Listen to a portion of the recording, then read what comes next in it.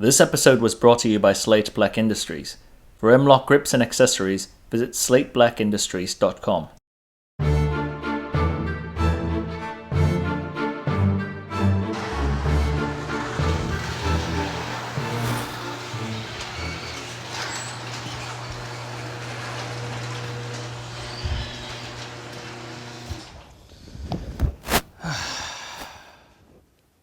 Hey guys, hope all's going well.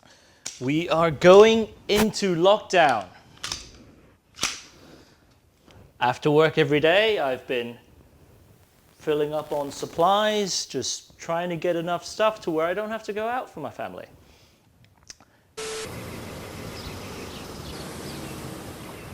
Yo homie, is that my toilet paper? That being said, as I was driving around in my trusty Jeep, I couldn't help but reminisce a little bit on some good times I've had in the past.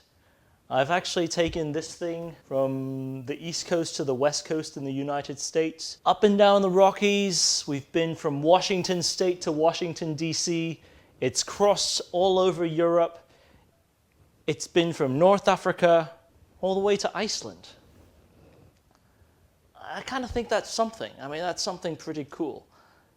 And we came to think, I've actually got a series of videos already made when I was in Iceland with a Jeep, where I drove all the way from southern Germany and Bavaria, up through Denmark, through the Faroe Islands, around Iceland, and then back. And although it doesn't feature any firearms, I know I love making firearm videos, but there was a certain amount of adventure, companionship with my friend David, joy, happiness, discovering the world, and a lot of things that we don't currently get to do while we're on COVID-19 lockdown.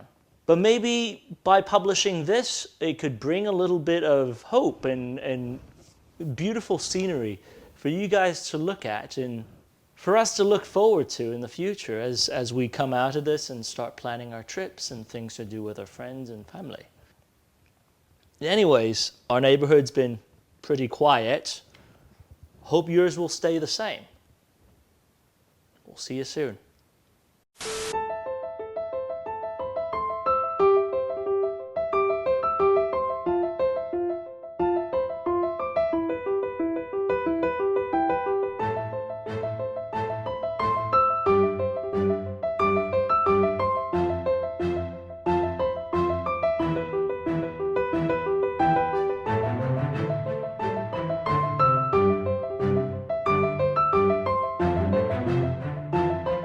This is me.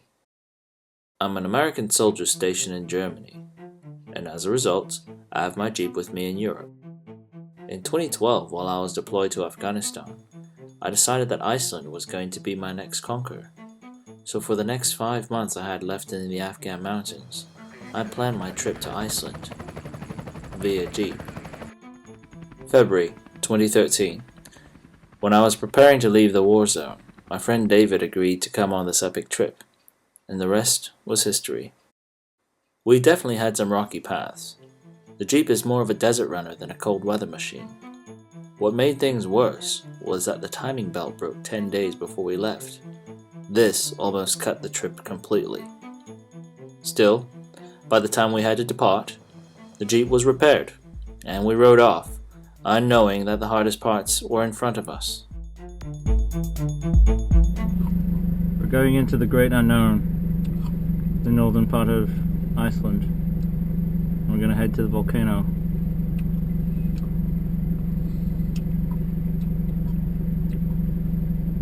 Yeehaw.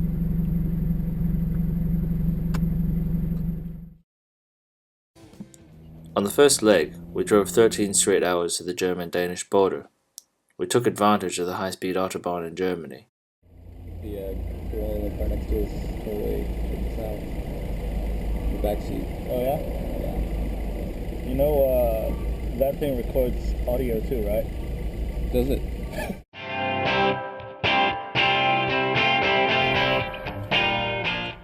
Once we crossed the border, we pressed on to the northern tip of Denmark, hopped onto a ferry at Hirtshals, and we were well on our way to the Faroe Islands.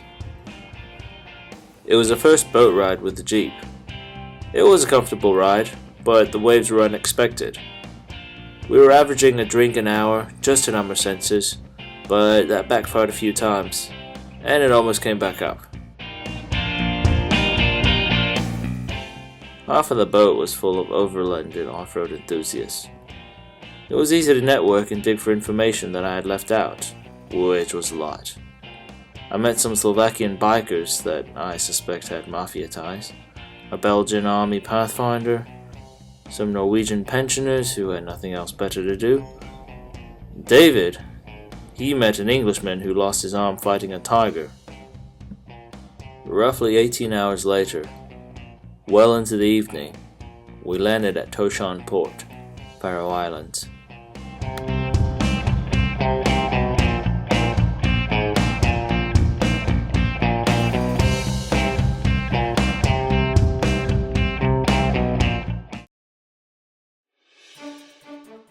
The Faroe Islands are an autonomous country within the Kingdom of Denmark.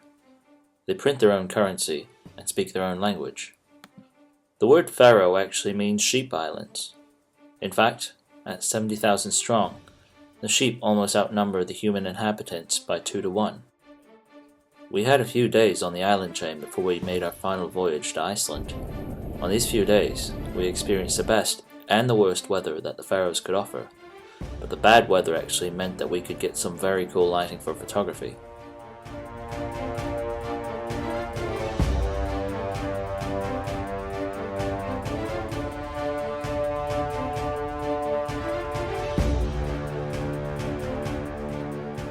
Been a bit of a rough day, the weather outside, so mixing a little bit of America, a little bit of Scandinavia right here.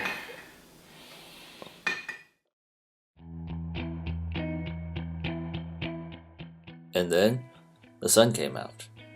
Despite it being a bit breezy, it was one of the most exhilarating days of driving in what seemed to be the Garden of Eden.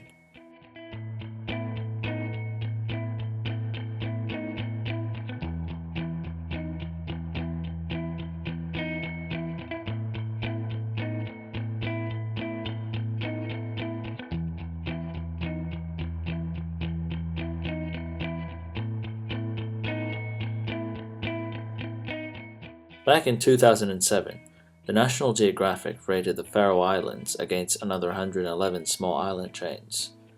Now they determined that the Faroes were one of the most desirable island chains to visit in the world. Its untamed ecosystem provided a safe haven for some of the world's most unique species. We toured most of the major islands in a few days and made a point to see the bird cliffs. We took a boat out towards the famous Mykines Island. The Mykines was home to only 5 local families. Gannets, Atlantic puffins, and seagulls littered the serene island. People used to eat puffins, but due to their dwindling population, the practice has been halted for the past 5 years. We headed back to Tóshavn, on the main island of Streymoy. Our time on the Faroes was drawing to an end, for now. We boarded the outbound ferry at around 6 p.m. and mentally prepared ourselves for the ultimate challenge. Iceland.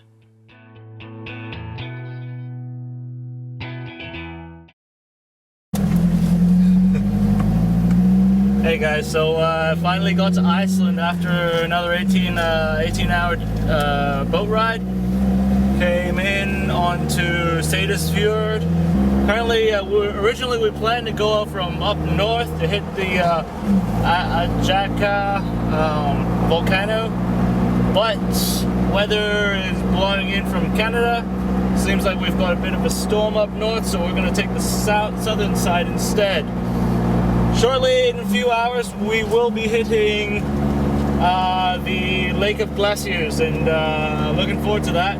We'll talk to you guys then. We were headed into the land of fire and ice, Iceland.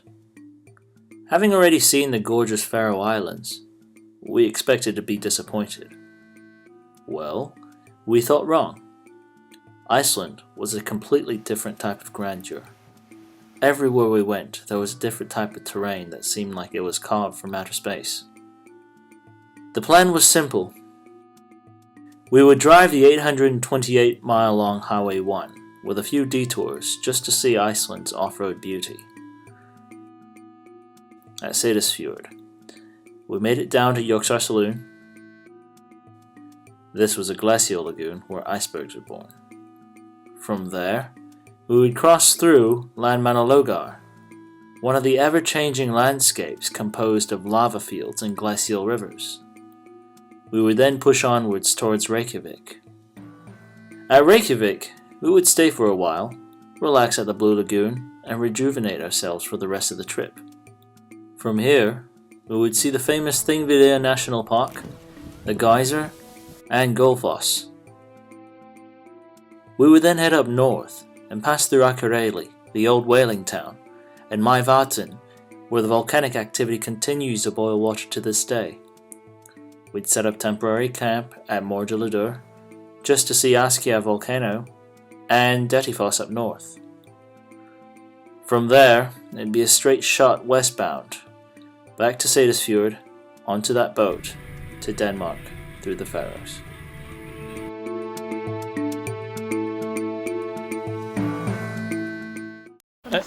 Sorry, come again. What's the name of this place again? Breiðarmerkurjökull. Ah, lovely. Jökulsárlón is a glacial lake created by the runoff of Vatnajökull, the largest ice cap on Iceland. If you look at Iceland from outer space, that large white sheet that you see in the south is actually Vatnajökull ice cap. Jökulsárlón was our first real stop from Seydisfjordur. The lagoon catches you by surprise. We didn't notice it until we were right on top of the lagoon, and it was breathtaking.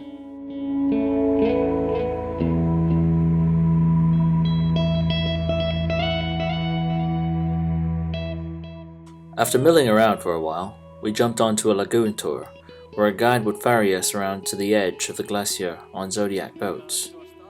We were warned that even with the dry suits that they lent us, we only had 7 to 8 minutes to live if we fell into the water.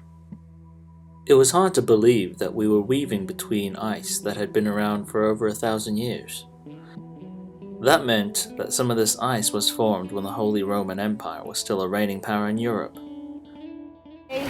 Of course they are melting and getting smaller, but this one is going much faster because of the lagoon. We had seen photos of the lagoon and recognized it in Bond films and Batman, but nothing could beat the sight and the sound of a 150,000-ton iceberg breaking into the ocean in front of you.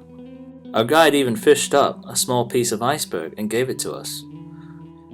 I usually take my whiskey neat, but at the presence of 1,000-year-old ice, I made an exception.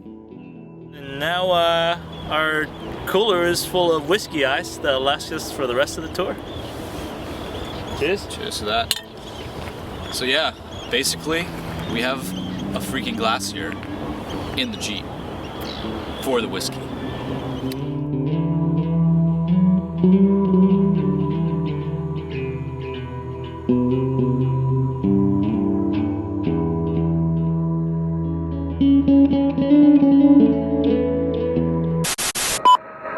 This is Steel 96, 4 Vic, 8 packs, Red Con 1, green to green. How copy, over? Steel 96, this is Pepper 16, roger, over. 16, Steel 91, 1 pack, green, over. This is Pepper 16, roger, over. 16, Steel 92, 1 Victor, 2 packs, Red Con 1.